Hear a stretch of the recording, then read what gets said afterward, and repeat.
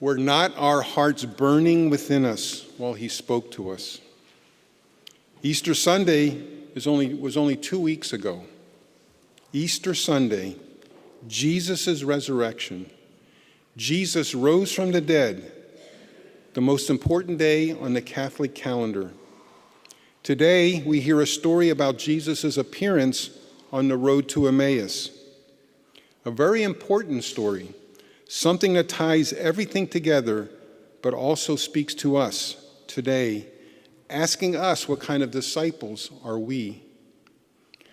On Easter morning at daybreak on the first day of the week, Mary Magdalene and 2 companions went to care for the body of Jesus, but his body was not there. Mary was told to go back to the disciples and tell them to go to Galilee, and Jesus will meet them there. It says, the angel in the tomb told the women, "Do not be afraid. I know that you are seeking Jesus, the crucified. He is not here, for he has been raised, just as he said. Come and see the place where he lay. Then go quickly and tell his disciples, he has been raised from the dead, and he is going before you to Galilee. There you will see him." Mary ran back to tell them. Where were his disciples? Where were they when Jesus died? In the Garden of Gethsemane, they fell asleep. When the guards arrested him, they ran away. Only Peter followed, but at a distance. At the courtyard, Peter denied knowing him, not once, but 3 times. We are told that they were not at the foot of the cross.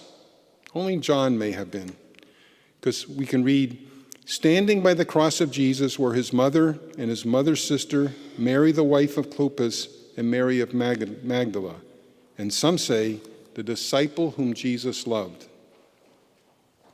The disciples were afraid. They were terrified. They feared for their lives. Who could blame them? What would we have done?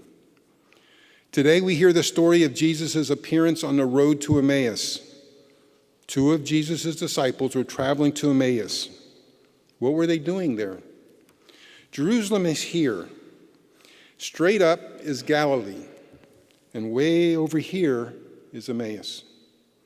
Where were they going? Not Jerusalem, not Galilee. Jesus' instructions were pretty clear. Go to Galilee. I will meet you there. No, they were not going to Galilee.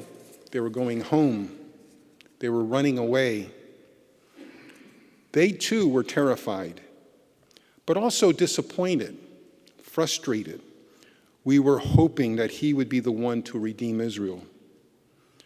But maybe a more important question is, what was Jesus doing there? He had just risen from the dead, the most important event in human history, then and now. He has achieved his victory. He has brought salvation to all of humankind. Jesus, the man, has accomplished what he was sent here for. He has been triumphant. But we find Jesus on a small road to an out-of-the-way place called Emmaus. We see the image of the Good Shepherd. The shepherd who left 99 sheep in the hills to go find the stray. And if he finds it, he rejoices more over it than the 99 who did not stray. Jesus doesn't want to lose even one of us. We see him not triumphantly rejoicing over his resurrection, but on the small road to Emmaus to rescue the 2 disciples who are running away. When Jesus catches up to them, he prevents them from recognizing them. He asks them, "What are you discussing?" They are dumbfounded. "Are you the only visitor to Jerusalem who doesn't know of the things that have happened?" Jesus asks, "What sort of things?" They tell him about Jesus, the Nazarene. They call him a prophet, only a prophet. They say that they were hoping that he would be the one to redeem Israel. This is where I see that they don't seem so devastated. They were hoping he was the one. Well, in their minds, apparently not. Let's wait for the next one. They mention that some women reported that the body was not in the tomb and that they had a vision of angels announcing that he was alive. Even this isn't enough to give them hope. Jesus just lets the 2 stray sheep go on. But then he says, "Oh, how foolish you are, how slow of heart. Was it not necessary that the Christ should suffer these things and enter into his glory? Then Jesus, the gentle shepherd, looking for his lost sheep, begins to explain the scriptures to them, beginning with Moses and the prophets and everything that referred to him in all the scriptures. As they approach their destination, Jesus pretends that he is continuing on. They convince him to stay. It is getting late.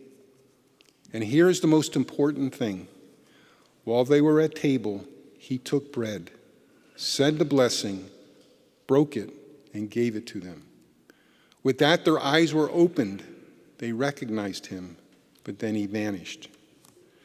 And what they say is important. Were not our hearts burning within us while he spoke to us on the way and opened the scriptures to us? When the shared bread was put into their hands again, they saw what they had been missing. They saw Jesus in the stranger. The empty tomb was not the tragedy of a stolen body, but rather the good news of the resurrection. What they thought was bad news has now become good news, because they were able to understand the scriptures through the lens of the death and resurrection of Jesus. It all made sense to them for the first time. They immediately left home and began the trip back to Jerusalem and to the community of faith. They told the others what happened, and they told them how he was made known to them in the breaking of bread. Does this explain why we still break the bread to this day? Is this why we read the scriptures?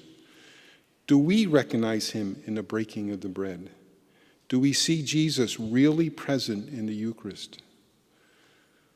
When I meet fallen Catholics, those who lapsed from their faith, they tell me they either stopped going to Mass or joined another church, often an evangelical church that seems more fun, more welcoming, a church that agrees with some of their worldly views.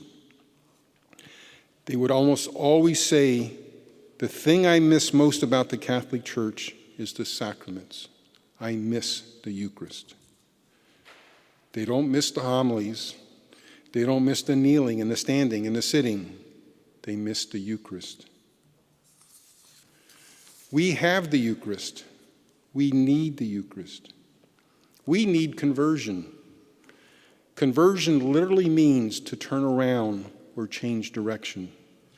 The two disciples literally turned around and changed directions from Emmaus toward Jerusalem. We will be converted when we realize, acknowledge, and receive the living presence of Jesus in the Eucharist. When we receive Jesus purposefully, respectfully, and humbly when we approach the altar. Where are we? Do we recognize him in the breaking of the bread? Or is it just our routine, just a habit? Preachers often preach to those who are not here. Why don't more people come to Mass? We say that to those who are sitting here. But maybe we should say to those present, are you really here? Fully present. When you come forward and receive his body in the Eucharist, do you recognize him? Do we reflect on the scriptures when they are open to us? Do our hearts burn when we hear the scriptures? They set out at once and returned to Jerusalem. There they found the 11 and those who had gathered with them. They told the two, the Lord has truly been raised and has appeared to Simon. Then the two told their story and how he was made known to them in the breaking of bread. This gospel is not just about the two disciples' journey to Emmaus. It is also about us and our experience as church. And when things get tough, when our crosses become too heavy to bear, or when we disagree with our church, will we become afraid?